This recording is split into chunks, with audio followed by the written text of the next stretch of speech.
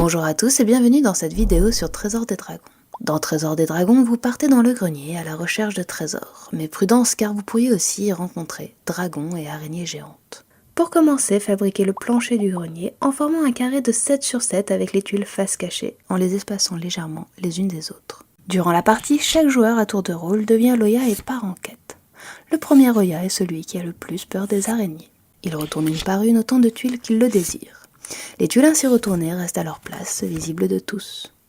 Sur chaque trésor, des points indiquent combien de trésors de ce type il faut retourner pour pouvoir les récupérer. Par exemple, les chandeliers ne sont récupérables que 3 par 3.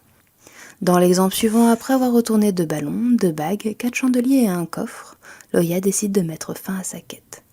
Il récupère les 2 ballons, les 2 lots de bagues, mais seulement 3 chandeliers et aucun coffre. Les tuiles récupérées sont posées face cachée près du joueur et constituent son butin.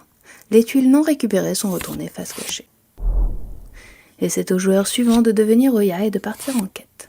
C'est à Loya de décider quand il souhaite s'arrêter, mais plus il fouille le grenier, plus il prend des risques. En effet, s'il retourne une araignée, la quête s'arrête immédiatement. Il prend l'araignée et la repose face cachée sur un emplacement vide du grenier. Toutes les tuiles encore visibles sont retournées à leur place face cachée. Les dragons, eux, ne veulent être qu'entre eux. Si un dragon apparaît alors que des trésors sont visibles, la quête prend fin. Et toutes les tuiles face visibles sont retournées face cachée sans être déplacées. Il est possible de dévoiler plusieurs dragons à la suite.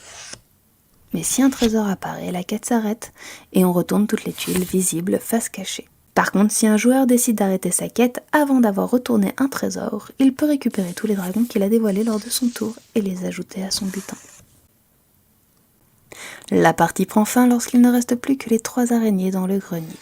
Le joueur qui possède le plus de dragons ajoute les 3 araignées à son butin. En cas d'égalité, personne ne les gagne.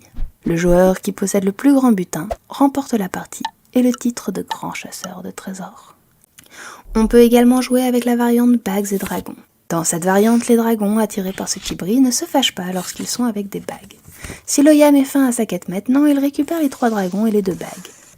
Mais comme dans la règle de base, n'importe quel autre trésor provoque la fin de la quête et le retournement de toutes les tuiles visibles.